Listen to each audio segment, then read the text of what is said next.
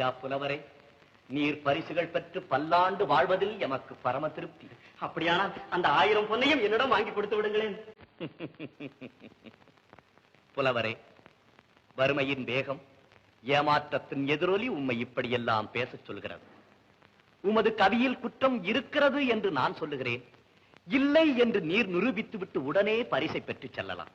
இந்த கவியை நான் எழுதியிருந்தால் அல்லவா இதை பற்றி எனக்கு தெரியும்.